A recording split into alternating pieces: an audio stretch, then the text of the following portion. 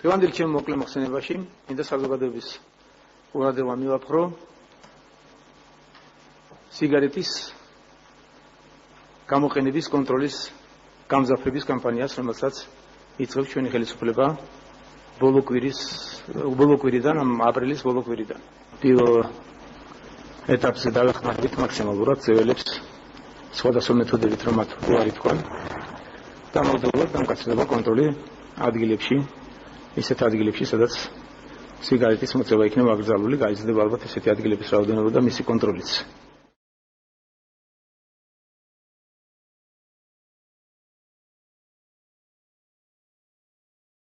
2006 წელს თამბაქოს კონტროლის შესახებ ჯანდაცვის მსოფლიო ორგანიზაციის ჩარჩო კონვენციის რატიფიცირებით ქვეყანამ აიღო ვალდებულება განახორციელებინა თამბაქოს კვამლისგან უნივერსალური დაცვა 5 წლიან ვადაში, რომელიც 2011 წლის 15 მაისს ამოიწურა. 2013 წელს კი პრემიერ-მინისტრმა ბიძინა ივანიშვილმა განაცხადა, რომ მთავრობა აქტიურად იწყებდა ბრძოლას თამბაქოს წინააღმდეგ და განსაკუთრებული ყურადღება სიგარეტის გამოყენების კონტროლის გამკაცრების კამპანიას მიექცეოდა. 2013 წელს შემუშავდა თამბაქოს კონტროლის სახელმწიფო სტრატეგია და ამავე წელს თამბაქოს კონტროლის ღონისძიებათა შემუშავებისა და განხორციელების ხელშეწყობის მიზნით თამბაქოს კონტროლის სამთავრობო კომისიაც შეიქმნა. 2013 წელს ივანიშვილის განცხადების შემდეგ, რომ კაფე-ბარები, სამასპინძლო დაწესებულებები უნდა გათავისუფლდეს ნელ-ნელა თამბაქოსაგან, შეიქმნა სახელმწიფო კომისია, შეიქმნა სამოქმედო გეგმა მთავრობისა, რომელიც უკვე დამტკიცდა უკვე ღარიბაშვილის ხელმძღვანელობისას 2013 წლის ნოემბერში, სადაც კონკრეტულად ჩაიწერა, რომ კაფე-ბარებში უნდა მოხდეს მაქსიმალური შეზღუდვა, მაქსიმალური აკრძალვა, ასე ვთქვათ, ცოტა დამბნევი ტერმინი შეიტანეს ამ სამოქმედო გეგმაში, მაგრამ იქვე იყო კონკრეტული დათქმა, რომ მოხდება უნდა ჩატარდეს კვლევები, რომელიც დაადგენს საზოგადოების მხარდაჭერას სრული აკრძალვისადმი და ამის შემდეგ უნდა მოხდეს აკრძალვა. 2013 წელს თამბაქოს კონტროლის სამთავრობო კომისიის სამდუმოს ფუნქციას საქართველოს შრომის, ჯანმრთელობისა და სოციალური დაცვის სამინისტროს სახელმწიფო კონტროლს დაქვემდებარებულ საყვარელებლის სახელობის დაავადებათა კონტროლისა და საზოგადოებრივი ჯანმრთელობის ეროვნულ ცენტრს დაევალა. თამბაქოს კონტროლის შესახებ კანონპროექტი მომზადდა, თუმცა მთავრობა მის ორჯერ დაიწუნა, რის გამოც კანონპროექტი პარლამენტში დღემდე არ განვიხილავთ. ჩვენი რამდენიმე წლის მიუხედავად ჯანდაცვის მინისტრმა დავით სერგეევამ თამბაქოს კონტროლის შესახებ კომენტარი არ გააკეთა. სამინისტროს საზოგადოებასთან ურთიერთობის სამსახურის უფროსმა კი აღნიშნულ საკითხთან დაკავშირებით დაავადებათა კონტროლის ცენტრის ხელმძღვანელთან გადაგვამის სამართა. ჯანდაცვის სამინისტროს მომზადებული აქვს ეს კანონპროექტები. ცვლილებებია 5 მთავარ კანონპროექტში, რომელიც თამბაქოს კონტროლის გაძლიერებას ეხება ქვეყანაში. ის ორჯერ იქნა წარდგენილი მთავრობაზე, არა პარლამენტში, არამედ მთავრობაზე, იმიტომ რომ გზა არის ჯერ მთავრობა და შემდეგ პარლამენტი. ჯერჯერობით ვერ მოხერხდა იმ ეტაპზე კონსენსუსი და შეთანხმება რამოდენიმე, ვთქვათ, წამყვან უწყებასთან. ეს ძირითადად ეკონომიური ბლოკი გახლავთ. ამდენად გარკვეული შენიშვნებით ისინი დაბრუნდა. ეს შენიშვნები დღეს უმრავლესობა გათვალისწინებულია, კიდევ მუშაობენ იურისტები ამ საკითხზე. შეჯერდება ეს და სულ მალე ვფიქრობთ, რომ ეს კანონპროექტები იხილავს თავის რა თქმა უნდა. გარდა იმისა, რომ სახელმწიფო სხვადასხვა პროგრამით ახალისებს სიგარეტების წარმოებას, მთავრობის წევრები თამბაქოს წარმოების მიმართ ღია მხარდაჭერის გამოხატვას არ ერიდებიან. მაგალითისთვის, ეკონომიკის მინისტრი და ვიცე-პრემიერი დიმიტრი ქუმსიშვილი 2016 წლის თებერვალში ომეგა ჯგუფის საწარმოს სტუმრობდა, სადაც აღნიშნა, რომ ქართველ გლეხებს საშუალება უნდა ჰქონდეთ განავითარონ თამბაქოს წარმოება. თავის მხრივ მჭიდრო თანამშრომლობის არსებობაზე ისაუბრა ომეგა ჯგუფის დამფუძნებელმა ზაზა ოქუაშვილმა. დღეს ჩვენ ვიხილეთ მაღალტექნოლოგიური წარმოება, რომელიც არაერთ პროდუქტს უშვებს და რაც ძალიან მნიშვნელოვანია ის გადაწყვეტილებები, რომელიც აქ არის მიღებული წარმოების კიდევ უფრო გაფართოვებაზე და განვითარებაზე და რაც კიდევ უფრო მნიშვნელოვანი არის პირველადი თამბაქოს პირველად გადამამუშავებაზე მიღებული გადაწყვეტილება, რომელიც უკვე ქართველ გლეხებს მისცემს შესაძლებლობას, რომ თამბაქოს წარმოება განავითარონ ჩვენს ქვეყანაში და შემდგომ უკვე ამ თამბაქოთი მოხდეს პაპიროსის წარმოება. სამწუხაროდ ადამიანები ისევ ეწევიან თამბაქოს, რომ არ ეწეოდნენ უკეთესი იქნება, მაგრამ კარგია, როდესაც წარმოება არის საქართველოში, როდესაც ქართველი ადამიანი საქმდება და როდესაც ქართველი ადამიანი იღებს ხელფასს. მე მინდა წარმატებები უსურვო ომეგა ჯგუფს. თამბაქოს კონტროლის ალიანსში აცხადებენ, რომ თამბაქოს ინდუსტრიის ლობისტები მთავრობის ეკონომიკურ გუნდში მრავლად არიან, რაც კანონპროექტის დამტკიცებას ხელს უშლის. მოლაპარაკების პროცესში ერთ-ერთი მომლაპარაკებელი იყო ეკონომიკის სამინისტრო, რომელმაც შეასუსტა თვითონ სტრატეგია და ძალიან ბევრი ნაღმები ჩადო ისეთი, რომელიც ფაქტურად განახორციელებელი იყო. მაგალითად ესეთი დათქმა იყო, რომ უნდა ჩატარდეს კვლევა, მაგალითად რესტორნებში და ბარებში მოწვევის აკრძალვასთან დაკავშირებით რა და შეფასდეს, რომ რამდენად ეს იქნება დამაზარალებელი ამ ბიზნესისთვის. ქვეყანა არ არის და მსოფლიოში ჯერ არ ყოფილა ასეთი შეფასებები წინ და წინ.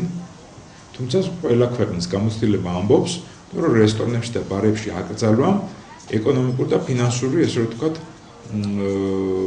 პოზიტიური, ესე ვთქვათ, ნამეტი მოუტანა ამ ბიზნესებს სინამდვილეში. ასეთი კვლევები მანამდე ჩატარებული იყო, მინდა გითხრათ, თუმცა არასამთავრობო სექტორის მიერ მერე ჩატარდა ამ დადგენილების შემდეგ 2014 წელს ჩატარდა უკვე დაავადებათა კონტროლის ცენტრთან ერთად ამერიკელმა კოლეგებმა იმუშავეს ამ საკითხზე.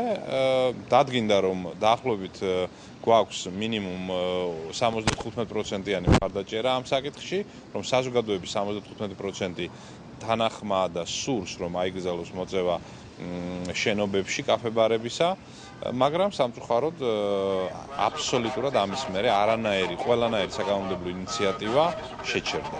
5 მაისს თამბაქოს კონტროლის ალიანსმა თამბაქოსგან თავისუფალი გარემოს მიმართ საზოგადოების დამოკიდებულების შესახებ კვლევის პრეზენტაცია გამართა. პირისპირ ინტერვიუს მეთოდით სოციალური კვლევისა და ანალიზის ცენტრმა საქართველოს მასშტაბით გამოიკითხა 1050 ადამიანი. კვლევაში მონაწილე რესპონდენტების აბსოლუტური უმრავლესობა თან ხვდება, რომ საქართველოში თამბაქოს მოხმარება მნიშვნელოვან პრობლემას წარმოადგენს. რესპონდენტთა მოსაზრებით თამბაქოს მოხმარების დაწყებას ხელს უწყობს როგორც თამბაქოს რეკლამა, ისე მისი პოპულარიზაცია. გამოკითხულთა უმრავლესობა ასევე მხარს უჭერს საზოგადოების თავშეყრის ადგილებში თამბაქოს სრულ აკრძალვას. კვლევა მაჩვენა ძალიან შთამბეჭდავი შედეგი, რომ დღეს საქართველოს მოსახლეობა არის მზად იმისთვის, რომ მიიღოს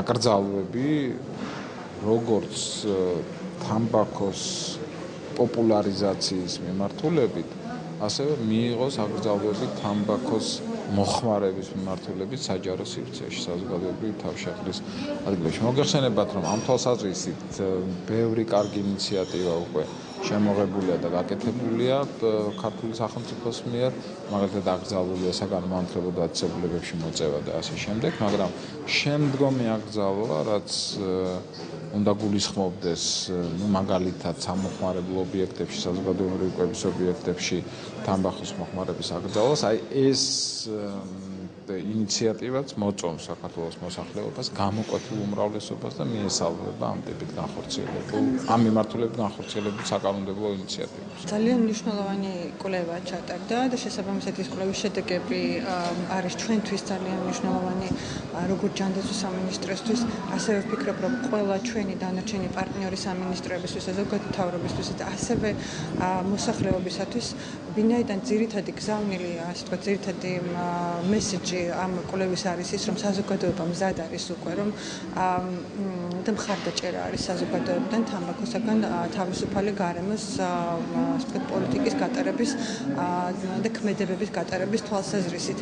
ამდენად ჩვენთვის ეს ძალიან მისასალმებელია ჯანდაცვის სამინისტროსათვის, როგორც მოგეხსენებათ, უკვე შემუშავებული არის თამბაქოს საწინააღმდეგო სტრატეგიული გეგმა, 5-წლიანი სტრატეგიაც 5-წლიანი სამოქმედო გეგმით ცვლილებები კანონ პროექტებში ცვლილებები არის, ასე ვთქვათ, მომზადებული არის ამ ცვლილებების კანონ პროექტი, რომელიც ვფიქრობ, რომ ეს ამ კვლევის შედეგები ნამდვილად, ასე ვთქვათ, უბიძგებს და ყველას გვიბიძგებს იმისაკენ, რომ უფრო მეტად გავააქტიურდეთ ამ მიმართულებით. თამბაქოს კონტროლის კანონი, ვთქვათ, გულისხმობს, რომ ამბობს, რომ მთელ რიგ დაწესებულებებში არ შეიძლება მოწევა და ან კიდევ უნდა იყოს შესაბამისი ადგილები და სადაც ეს არ იცვება, აღსრულდება აღსრულება ვერ ხდება ამისი. ჯარიმებიც იყო ძალიან სიმბოლური.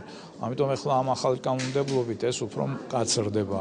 ეს ვთქვათ, როგორც აღსრულების მექანიზმები უფრო მოქნილი ხდება, ისე ვთქვათ, და დივერსიფიცირებული, ისე ვთქვათ, ჯარიმები უფრო სერიოზულია. თამბაქოს კონტროლის შესახებ საქართველოს კანონი ითვალისწინებს აკრძალვას თამბაქოს მოხმარების თაობაზე. აღნიშნულ ობიექტებს განეკუთვნება სააღზრდელო და საგანმანათლებლო დაწესებულებები, აგრეთვე სამედიცინო და ფარმაცევტული დაწესებულებები, ხოლო რაც შეეხება ბარებსა და რესტორნების დაწესებულებებს, აქ არის გარკვეული გამონაკლისი, სადაც უნდა ითვალისწინებდეს, რომ 50% თავისუფალი უნდა იყოს თამბაქოს კვამლისაგან. დაწესებულებებში გამოყოფილი უნდა იყოს ადგილი, სადაც მოხდება სიგარეტის მოხმარება, ხოლო რაც შეეხება აღნიშნული მოთხოვნების დარღვევას ჯარიმდება 5-დან 10 ლარამდე, ხოლო დაწესებულებებს ხელმძღვანელებს, რომლებსაც ევალებათ გაითვალისწინონ თამბაქოს კონტროლის შესახებ კანონის აკრძალვები, აღნიშნული მოთხოვნების გაუთვალისწინებლობა გამოიწვევს დაჯარიმებას 200 ლარის ოდენობით, რასაც ითვალისწინებს ადმინისტრაციული სამართალდარღვევათა კოდექსი. კანონის აღსრულება ევალება ორ სახელმწიფო სტრუქტურას, შინაგან საქმეთა სამინისტროსა და ფინანსთა სამინისტროს შემოსავლების სამსახურს. ჩვენ რამდენიმე კვირიანი მცდელობის მიუხედავად შინაგან საქმეთა სამინისტროში ვერ მოიძებნა ადამიანი, რომელიც ჩვენს კითხვებს პასუხს გასცემდა.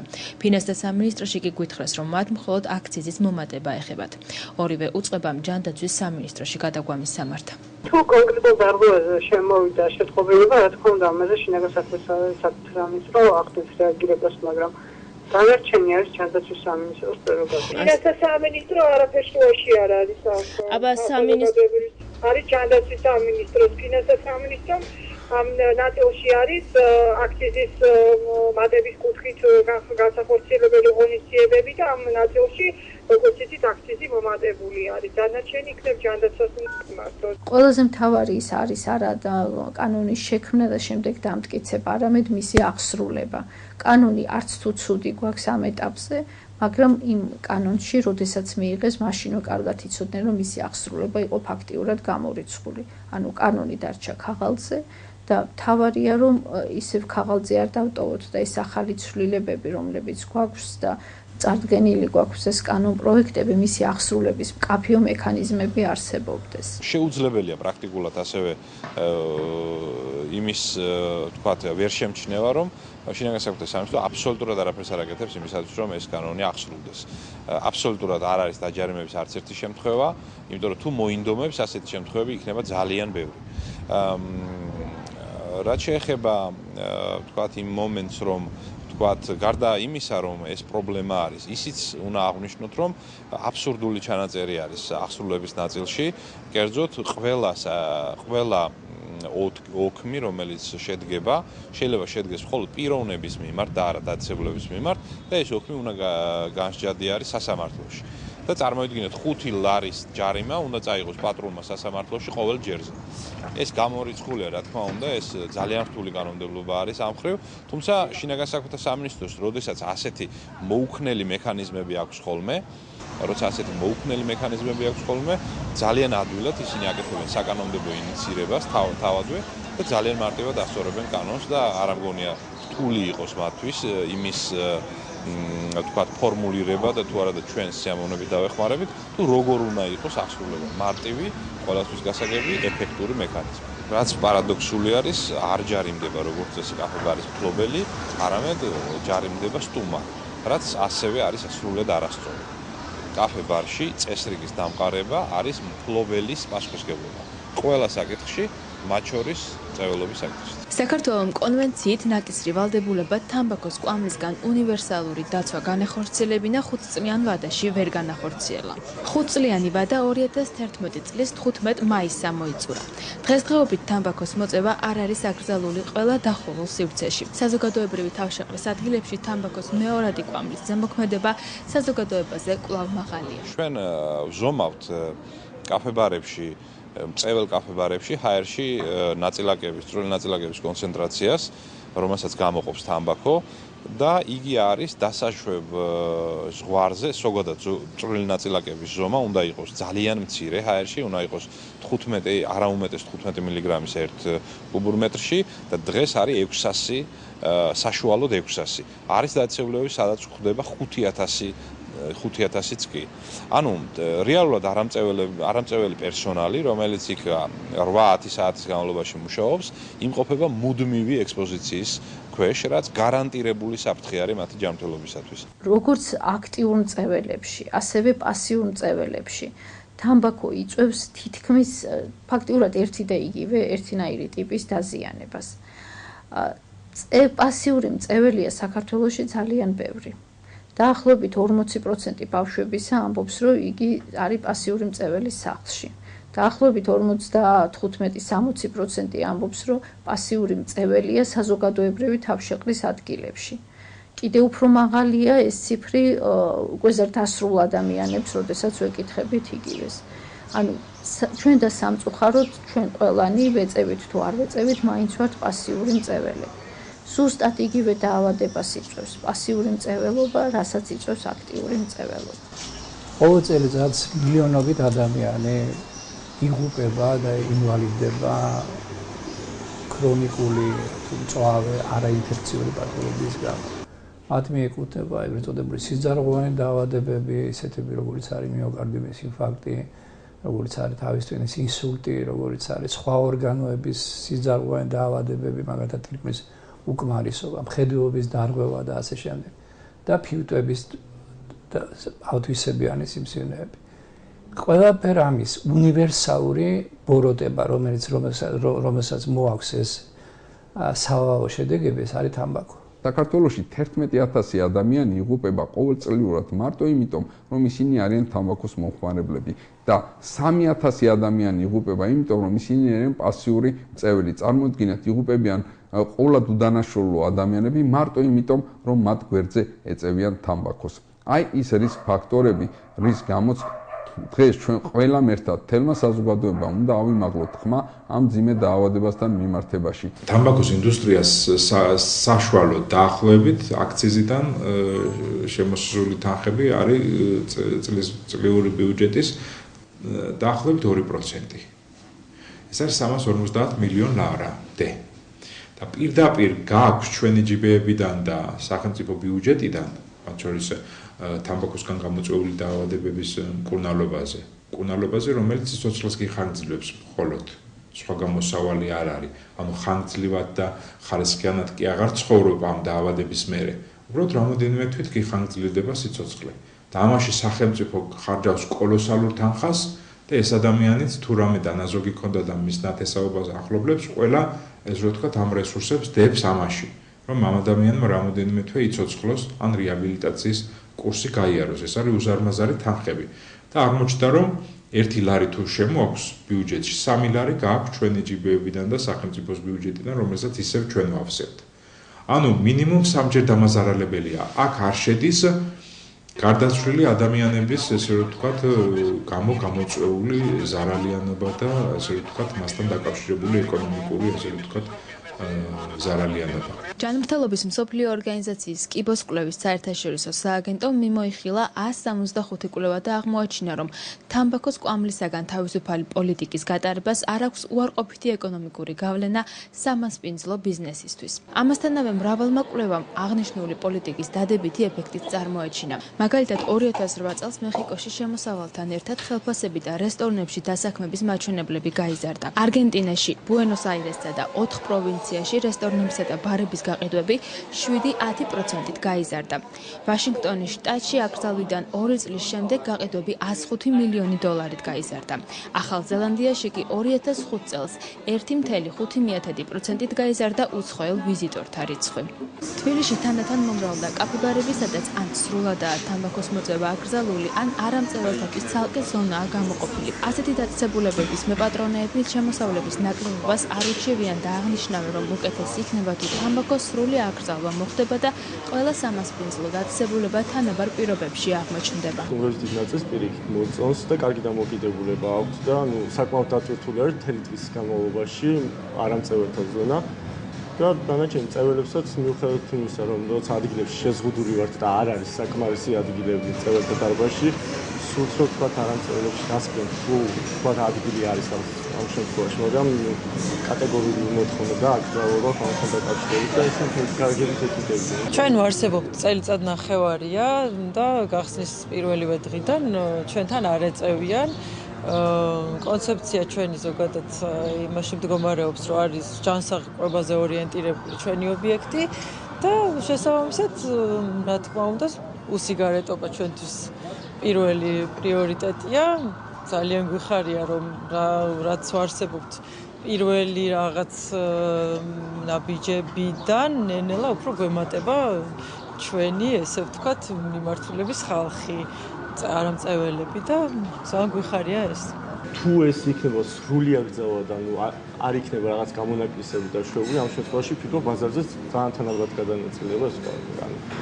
თუ ვთქვათ დაუნთაუნში არ იქნება, არც სხვა კაფე-ბარებში არ იქნება, შესაბამისად სტუმარი საწავა, ხო? თუ არსად არ ეწევა, მაინც მივა და თავ შეიკავეს მოწევისაგან და ამ შემთხვევაში ალბათ ტერასები უფრო დაიტვირთება და იმუშავებს ტერასო.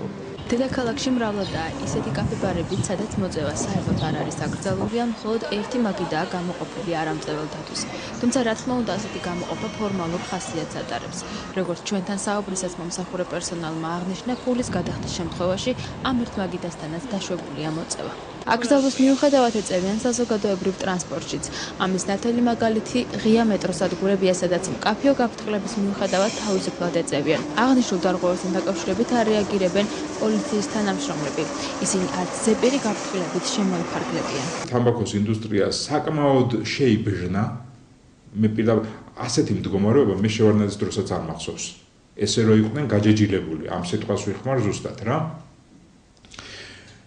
ხო, როგორ გითხრათ, აბსოლუტურად კანონდარღვევას ყოველდღე აქვს ადგილი, სპონსორობის კანონი ირღვევა მაგალითად, აფინანსებენ უნივერსიტეტებს, სკოლებს, მათ შორის აფინანსებენ კულტურულ დაწესებულებებს, თეატრებს, ასპონსორებენ საჯარო მოხელეებს, უხდიან შესაბამის ჰონორარებს, ჟურნალისტებს, მეცაც გეტყვით. და ამით ქმნიან მომავალ პოლიტიკურ გარემოს, სადაც ისინი თავს კარგად იგრძნობენ, უფრო კარგად ჩააწყობენ, უფრო კარგად გადაუხდიან ამ შავფულს და სიკვდილისგან მოპოვებულ, ესე ვთქვათ, და ჯანმრთელობის შეყევისგან მოპოვებულ ფულს და ეს გაგრძელდება ეს ჯაჭვი. ოდესღაც ხო უნდა დაესვას წერტილი. ემზადებოდნენ, რამდენი წელი უნდა ემზადნენ. რამდენი წელი უნდა მივცეთ საშუალება, ხო? ამოწყდა ამასობაში ჩვენი ესე ვთქვათ ყველაზე შრომის უნარიანი ასაკის მოსახლეობის დიდი ნაწილი. ყოველი მეოთხე ადამიანი ამ პროდუქტის მოხმარების მსხვერპლია საქართველოში. ეს არის უმძიმესი ტვირთი. წარმოიდგინეთ თქვენ, ერთი ქალაქი იღუპება ყოველწლიურად საქართველოში მშვიდობიანობის პერიოდში. ვერც მარტო ერთით აკრძალვით, თქვათ სრულად რომ აკრძალო თამბაქოს წარმოება, ან სრულად რომ აკრძალო, თქვათ ყველგან მოწევა. ამით ვერ მიიღებ შედეგს. ყოველთვის აი ჩვენი სტრატეგია რაც არის და დამტკიცებული მთავრობის მიერ არის კომპლექსური, სადაც არის მრავალმხრივი მიდგომა. ერთის მხრივ თქვათ აქციზის ზრდა, რომელიც ხორციელდება საქართველოში ბოლო წლების განმავლობაში 4-ჯერ, ხო? მოხდა აქციზის 4-ჯერ მოხდა აქციზის ზრდა, საგანმანათლებლო მუშაობა, სერიოზული მოსახლეობა პროფესიონალებში, თამბაქოს მიტოვების და თამბაქოსზე დამოკიდებულების მკურნალობის და ჩანაცვლების საშუალებების შექმნა ქვეყანაში, რა თქმა უნდა, რეკლამის აკრძალვა და ასე შემდეგ, რაც გაწერილია სტრატეგიაში, ეს ყველაფერი ნაბიჯ უნდა სრულდებოდეს და ამიტომ არის სტრატეგიაში ეს ყველაფერი გაწერილი 5 წელს. თუმცა, კიდევ ერთხელ ვამბობ, თამბაქოს ლობი გახლავთ ერთ-ერთი ძალიან ძლიერი ლობი მსოფლიოში და მათ შორის საქართველოშიც. ეს არაფერი დასამალი არ არის, რომელიც იცავენ თავიანთ პოზიციებს, ხო? აქედან გამომდინარე ჩვენ უფრო რადიკალური ვართ, იმიტომ რომ ჩვენ ვიცავთ ადამიანის ჯანმრთელობის უფლებას.